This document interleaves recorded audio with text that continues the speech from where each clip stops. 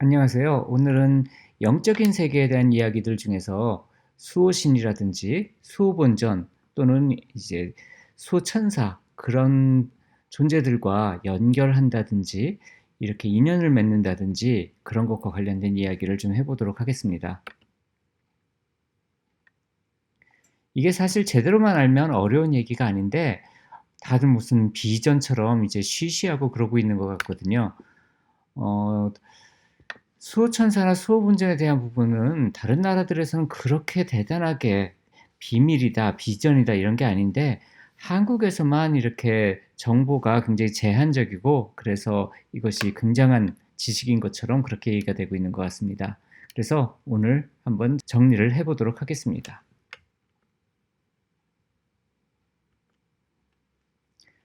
늘 그렇지만 이 컨텐츠는 저작권의 보호를 받습니다. 무단 복제나 도용은 금하고요. 짧은 인용의 경우는 출처 명기 시에는 괜찮습니다만 가능하면 미리 연락을 주시면 감사하겠습니다. 유튜브 링크를 공유해 주시면 뭐 이런 부분은 굉장히 감사를 드리겠고요.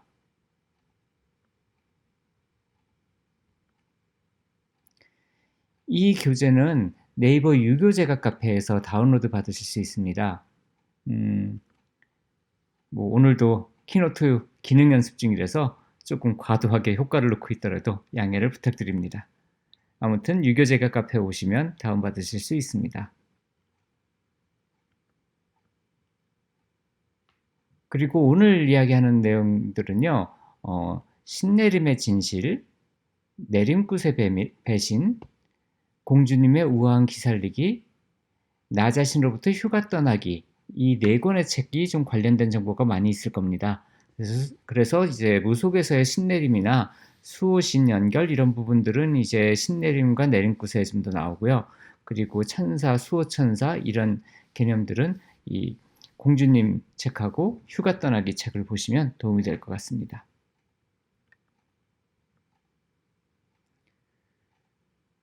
이 수호 본전, 수호천사, 수호신, 뭐 몸주신 이런 분들에 대한 얘기는 신제자의 경우하고 일반인인 경우가 좀 많이 다르게 됩니다. 신제자의 경우는 아무래도 가장 중요한 부분이 어, 많이 얘기되는 부분인데 그 어떤 사람도 이미 내려온 신을 거둘 수가 없고 그리고 어떤 사람도 어, 존재하지 않는데 그 사람한테 신이 오지 않았는데 오지 않은 신을 내릴 수 없다는 부분입니다. 그러니까 일반인의 경우는 살면서 자기가 영적인 인도나 내 인생에 있어서 영적인 가이드 같은 그런 존재하고 만나는 부분에 있어서는 그거는 이제 자기가 노력하거나 기도하거나 하는 걸로 연결이 되고 연결이 끊어지고 할 수도 있지만 근데 무속의 신은 이제 신제자들의 신은 그 신가물이 오지 않았으면 아무리 법력이 높은 스님이라도 신을 내려줄 수가 없습니다.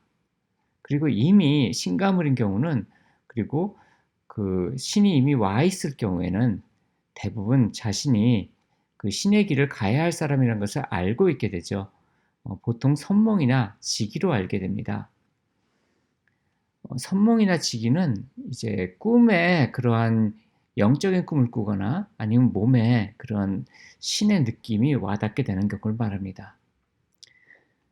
다음으로 일반인의 경우에 수호신은 대개 조상령이 됩니다. 물론 신제자들도 이제 조상령에 관여합니다만 조상령 외에도 관여되는 경우가 많은데 일반인은 그냥 조상령들하고만 관계가 됩니다.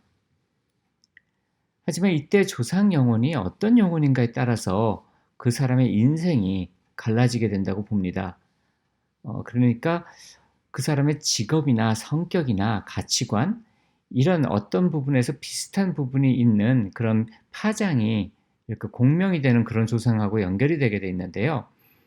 그 나랑 파장 공명이 된 영혼이 어떤 상태에 지금 있는가, 영적인 레벨에서 어떤 레벨에 있는가 이런 것에 따라서 내 인생이 다르게 됩니다. 여기 두 사람이 있는데 한 사람은 두 사람 다 이제 그림을 그렸습니다. 화가가 되려고요. 근데 한 사람은 그림은 그리면 그릴수록 더 일이 안 풀리고 불행해지고 한 사람은 그림을 그리면 그릴수록 더 잘 풀리고 인생이 더 밝게 빛나는 사람이 있습니다.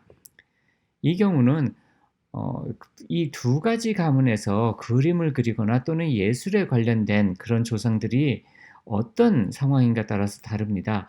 그러니까 그 살아있을 때 얼마나 고달프게 살았는지 또는 얼마나 성실하게 살았는지 또는 그렇게 그 사망을 한 이후에 그 공양을 받아서 높은 데로 이동할 수 있었는지 또는 자기 자신이 스스로를 갈고 닦아서 높은 데로 가셨는지 아니면 오히려 더 영격이 떨어졌는지 이런 부분들이 다르기 때문에 똑같이 미술을 전공했을 때 한 사람은 행복해지고 한 사람은 불행해지는 겁니다. 그래서 이것이 불행해질 경우에는 직업을 바꾼다든지 전공을 바꾼다든지 그러면 이 경우에 다시 말하면 미술을 하던 사람이 뭐 IT 계열의 개발 쪽으로 간다든지 이런 식으로 인생의 길을 바꾸면 그 조상 연결이 바뀌게 되면서 불행했던 인생이 행복해지게도 되고 이것이 단순하게 돈을 번다든지 사회에서 성공한다든지 이런 것뿐만이 아니라 이성운이라든지 아니면 교우 관계라든지 이런 것까지도 다 좋게 바뀌게 됩니다. 그렇기 때문에 일반인의 경우라 그러면 내가 이제 이 직업을 가지게 됐을 때 또는 이러한 성격이나 성향을 갖고 있었을 때 내 인생이 점점 어떻게 되어 가는지가 그게 내가 이러한 성격 성향 또는 내가 직업, 전공 이런 것들이 어떤 조상하고 공명이 되고 있느냐에 따라서 그것이 달라지게 되는 것이죠. 다음으로 이렇게 그 수호신이라고 하는 경우는 특별한 경우가 아니면 계속해서 이제 머무르게 됩니다. 연결이 되어서. 근데 이제 빙의라고 우리가 말하는 경우에는 그것이 왔다가 갔다가 하는 경우가 많습니다.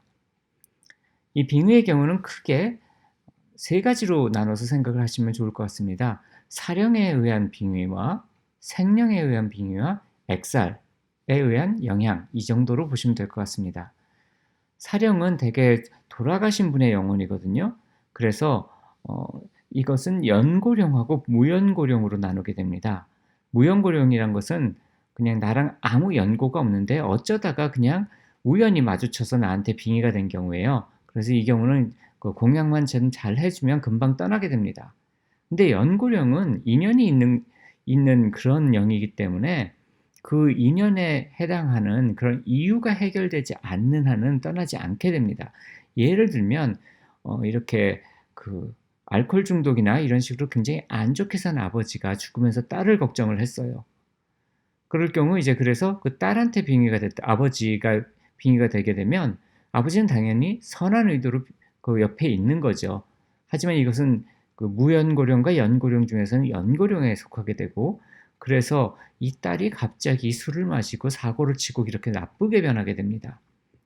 그 경우 이 아버지의 영혼을 불러다가 딸이 충분히 독립해서 잘 살 수 있으니 편하게 영적인 세상으로 돌아가셔서 거기에서 좀 더 닦으셔서 높은 데 가신 후에 딸을 보호해 주러 그때쯤 다시 오시라고 이렇게 공양을 하는 걸로 해결을 해야 합니다.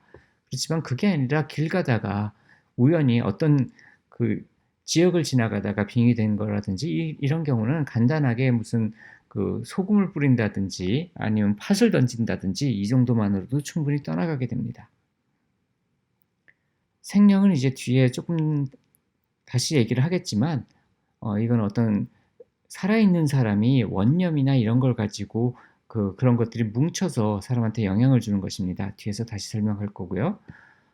엑살의 경우는 얼마 전에 그 유교제가 카페에 무속에서의 악마라는 글을 썼는데 그것이 엑살에 대한 것이니까 그 글을 참조하시면 될 것 같습니다.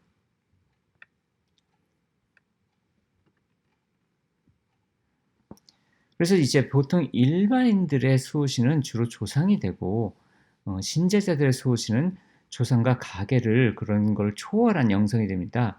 이를 각각 천신과 지기를 타고 오는 줄력이라고도 하는데 자세히는 신내림하고 내림굿에 대한 책을 참조하시면 될 것 같습니다. 마지막으로 이제 전생에 대한 것들에 대해서 좀 더 얘기한다 그러면 전생도 몇 가지 다른 얘기들이 있습니다. 하나는 진짜로 전생이 있어서 과거에 어떤 사람으로 살았다가 그때 있었던 기억이 무의식 속에 들어있는 채로 다시 태어났다 이렇게 보는 그런 관점이고요. 다른 하나는 전생은 이제 그 빙의령의 기억이다라고 보는 관점입니다. 그래서 그 퇴마를 하게 되면 영향을 주던 전생의 기억이 사라지게 된다. 그렇게 보는 관점이죠. 일본에서 조금 유행하는 관점이긴 한데요. 그렇게 두 가지로 보는 것이 많이 사용되는 방식이다. 이 정도 생각하시면 될 것 같습니다. 그리고 이제 미국이나 서양 쪽의 전생요법에서는 전생은 과거의 트라우마하고 비슷하게 그렇게 생각을 하기 때문에 전생의 상처, 마음의 상처를 다르게 보는 그 관점을 전환하게 되면 그 현재 문제가 해결된다. 그런 식으로 바라보고 있습니다. 영감상법 사기라는 것은 이제 일본식 조어인데요. 그 신제자 방식으로 수호신을 연결해 준다면서 이제 엄청난 금액을 요구하는 경우입니다. 그러니까 예를 들면 일반인인데 그 사람한테 이제 수호본전을 모시고 수행을 하면 수련이 잘 된다든지 이런 식으로 하는 얘기입니다. 이런 것은 사실은 좀 좋은 방법은 아닙니다. 일반인은 일반인답게 내 삶에 도움이 되는 조상님들을 잘 공경하면서 그렇게 삶을 사는 게 정상이지, 무슨 수행을 해서 뭘 얻을 수 있다고 말을 하면서 뭐 수호신을 연결하고 이제 이렇게 되는 경우는 좋지는 않습니다. 물론 영적인 촉이 있거나 인연이 수행 쪽으로 있는 분이라면 다르지만 그것을 보편적으로 모든 사람들한테 이렇게 소개할 수 있는 방법은 아닙니다. 그러니까 수행의 길에 도움이 될 수 있는 경우도 굉장히 제한적이기 때문에 소수의 사람들한테 그렇게 전할 수는 있겠지만 모든 사람들한테 그런 방식으로 한다는 것은 좀 맞지 않는 방법이 되고요. 그리고 영적인 세계는 객관적으로 확인이 되지 않으니까 당신한테 어떻게 그 영적인 상황이 되어 있으니까 그걸 이렇게 영적으로 해결해야 된다. 이런 것은 좋지 않은 방식이 됩니다. 대부분의 경우 그 상식적인 선에서 해결할 수 있는 것들도 이렇게 영적인 부분으로 해결하려고 들면 끝도 한도 없이 가게 되기 때문에 그렇습니다. 그래서 그 수행의 관점에서 어떤 그 지식의 전수나 그 훈련 방법의 제공이라면 어느 정도 교습비가 들어가니까 그 교습비로서 받는 거는 가능하겠지만 그런 것도 없으면서 이제 이렇게 연결만 해 주고 그 연결되고 수행은 이제 뭐 몇 가지 방법 가르쳐 주고 집에서 해라 그러면서 금품을 좀 과도하게 받는다든지 그런 것은 좀 안타까운 일이 될 겁니다. 그러니까 중요한 것은 영적인 관련된 것도 사실은 이 부분에 있어서는 기독교적인 관점이 제일 맞다고 생각합니다. 뭐냐면 그 영적인 어떤 능력이나 이런 것이 있을 때 그것을 어떻게 말을 하냐면 너희들이 삭 없이 그것을 받았으니 삭 없이 주라. 다시 말하면 내가 신을 만나서 했을 때 그것을 신한테 뭔가 준 것이 없이 받았으니 그 신을 통해서 뭔가 다른 사람한테 영적인 것을 했을 때도 그것도 역시 그 삭을 받지 않고 해주는 것이 당연하다. 그래서 그 꾸준한 어떤 그 훈련법을 계속적으로 제공한다든지 이런 경우에도 그 상식적인 선에서 그런 수강료라고 그러면 괜찮지만 그것을 좀 넘었을 경우에는 그럴 경우에는 뭐 극소수의 경우는 극소수란 것은 한 10명 그 정도 선? 그 정도 선이라 그러면 가능할 수도 있을 것 같습니다. 왜냐하면 그런 경우는 이제 그 일반적이지 않은 일반인이 아닌 분들이 많기 때문에. 그렇지만 그것이 아니라 모든 사람들, 배우러 오는 모든 사람들한테 이제 그런 것을 그 강조하게 된다면 그것은 조금 안타까운 결과를 낼 수 있는 경우가 많을 겁니다.